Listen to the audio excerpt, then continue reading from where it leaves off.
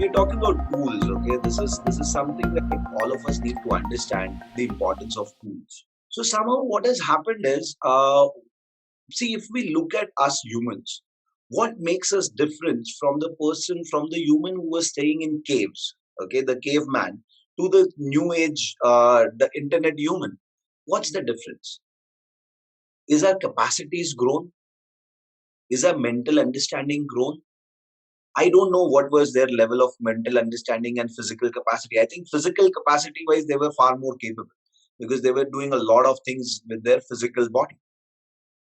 What has empowered us is the tools and technology that we developed over the period, right? We have today, you and I could communicate, okay? You are sitting in another part of the world. I am here. Tomorrow, people, when they listen to, they'll be in different part of the world. They can listen to this talk just because of the tools and technology that over the period we have developed, right? Otherwise, there has been saints, there has been some enlightened beings. In the era when they spoke, there were hardly a few people who would listen to that, okay, because there was not enough tools and technology to reach it out to the masses. Now, similarly, like we have evolved the tools and technology to make our outer world easy, to add comfort to us. See, our house, the sofa that you're sitting on, this clothes that I'm wearing is also a tool, right? It's a tool to, I have to, wear something to hide my physical body or my private parts. That's why I wear a cloth. That's a tool. I want to be sitting comfortably, so I have a sofa to sit on. Everything that we have around us is just adding comfort to our outer world. At the same time, there are tools for inner transformation as well. There are tools to help your mind focus better. There are tools to bring peace of mind at any situation of life. There are tools to actually transform the emotion. There are two categories of emotion, let's say pleasant and unpleasant. So if you are going through a chain of unpleasant emotion, there are tools to transform your emotions from unpleasant to coming to a pleasant situation within you. Maybe life situations might not change, but within you, the way you are experiencing life can be changed by usage of certain tools. Unfortunately, to use tools for inner transformation is something that we have not been introduced to. As a masses, I'm talking about. There are individuals who got glimpses of it through books, through meditation, through yoga, doing certain changes in their lifestyle. They found out that there could be a lot of in my inner experience can change. But at a mass level, if we look at how we are operating in this entire world, people are missing out tools of inner transformation. And I personally feel blessed that there are moments when I get introduced to such simple tools. Like one of my programs, I came up. There were people who were struggling with meditation, and we came up with a 90-second meditation. Just a 90-second meditation. A 90-second meditation can help you focus and be peaceful at any situation of the life, and that's a wonderful tool to use. Affirmations, a wonderful tool to use. Just to focus your mind.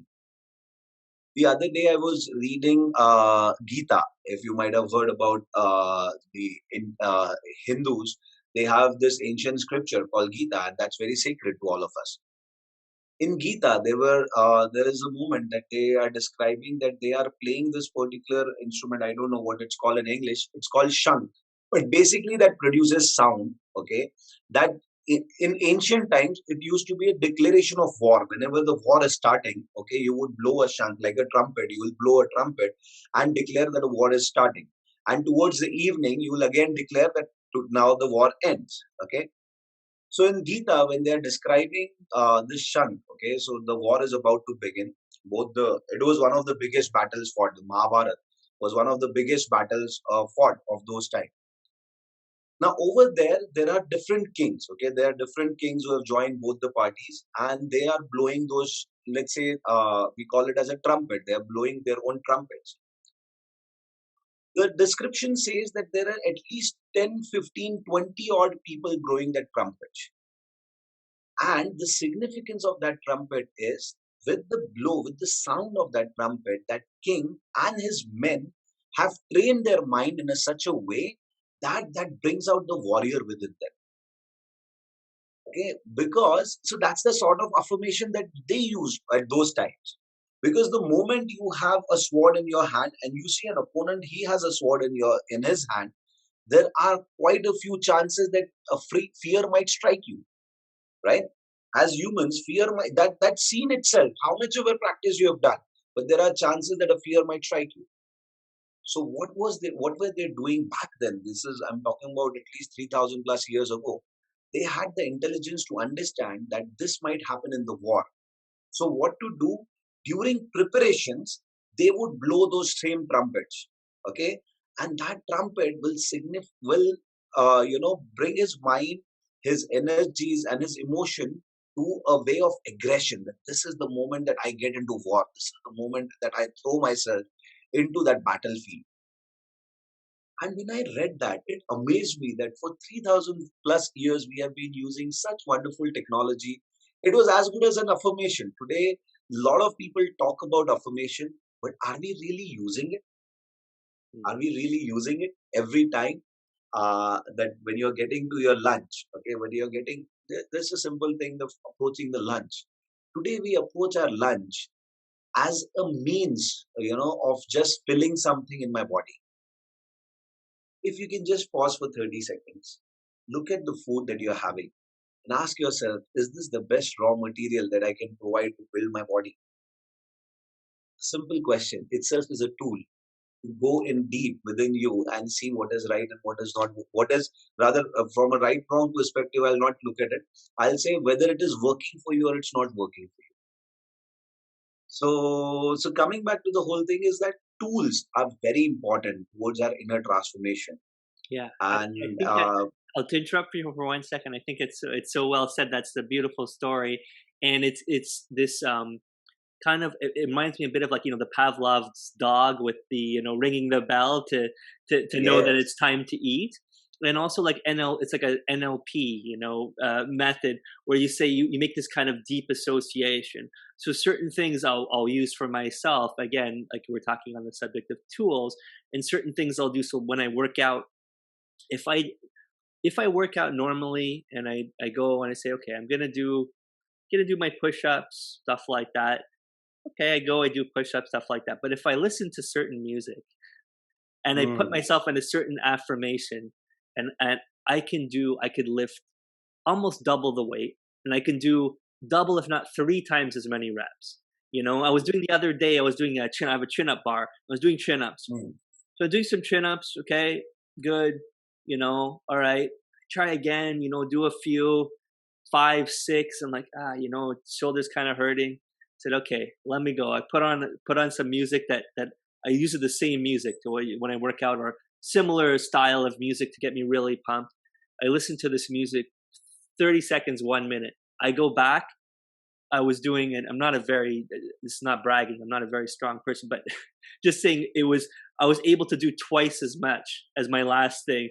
Boom, going like this with ease because of the mind shift, because of listening to that thing. So what else, what other things are we, um, as an example, are cutting ourselves short saying, oh, this is hard or this is difficult, but it's just if you change the mindset, you could do, physically. I mean, I have the same muscle. Physically, I could do twice as much just by one thought different. So that's what is missing. That's what, and today what is happening again, when we talk about certain tools, okay? So when you're talking about tools to be, managing the outer world, what do you look at? You look at the efficiency. Let's say you're buying a laptop. You will look at how efficiently will this laptop work towards the work that I want to get done. Is it fast enough? Does it have the capacity? Unfortunately, what is happening with the spiritual people, especially that I see, whenever they get a spiritual process, okay, you get attached to a spiritual process, you start practicing, they forget that this spiritual process is also a tool. Okay, you need to keep looking at it. Is it working efficiently in my life? Is it helping me go towards more of oneness and embracing this entire universe? or is it adding a new way to look at me? Because you hold your spiritual practices so sacred. Okay, that tool has become so sacred that you have put up on a pedestal and you've started worshipping the tool itself. Unfortunately, what is happening now, the tool has no power to transform you. And I see a lot of spiritual people, it's just a tag. I feel there is nothing as spiritual and non-spiritual, because everybody has a spirit. Okay, everybody is the same energy and everybody is spiritual enough. Whether you're consciously aware of it or not, that's a different question. But everybody is spiritual. But the so-called tag, the hashtags that we add, that I am in my spiritual practices, I follow this, I follow that.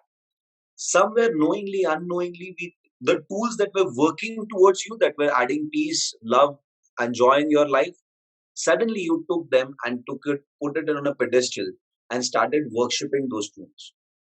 Now no more the tools are working for you. Now that tool has made another significant contribution in your life. It has started giving you an identity. Okay, that's where all the religions, I think, all the religions are adding those identities. And that identity, instead of helping me embrace the entire universe, that identity is helping me to differentiate myself from others, to Cause separate separation. myself from others. Yeah, that's Yes. exactly. Instead of unity, now is this tool is causing separation. Separation. Something which was meant to transform you into somebody who embraces this life, the same tool. Because it's not, the problem is not the tool. And then we start looking at, this religion has this issue, this particular belief has this issue. It's not the religion or the belief, it's the way I'm handling it. Okay, like if there is a laptop which I try to switch it on and it doesn't switch on for 10 minutes, I am going to do something about it, right? Either I'll replace the laptop or I'll get it repaired by someone. I'll go to a technician and say that, buddy, this piece I am using to get my work done, but it's not working anymore. Similarly, the tools of inner transformation, the spiritual processes that we say, if you just are observant enough, if each one of us are observant enough, that is this my spiritual practice helping me embrace life, or is it creating a new kind of separation for me? Okay, and about separation, one more thing, I think now that we are discussing, which has been a significant shift for me, is somewhere I always had this. So I became a team leader of a team at a very young age of 23. And, I was very successful with my sales career. I was successful at a lot of things that I was doing. So suddenly, when you're successful, you start feeling that if the world is revolving around you. You are at the nucleus of everything and everything is moving around. That thought brought a lot of agony, a lot of anxiety within me, a lot of anger within me. Only eventually to realize that problem is not that I am involved in my work and I'm getting success. The problem starts when I start thinking that my work is important than yours. Okay, because I am producing more results in a particular team. Okay, so my work is more important than you. That causes the issue. Okay, today as humans, when we see that we are the most important species, that's why we are taking away from the entire every other species. We are just snatching it off from them. Okay, as if the world belongs only to us. We are just the 0.01% species which are alive on this planet.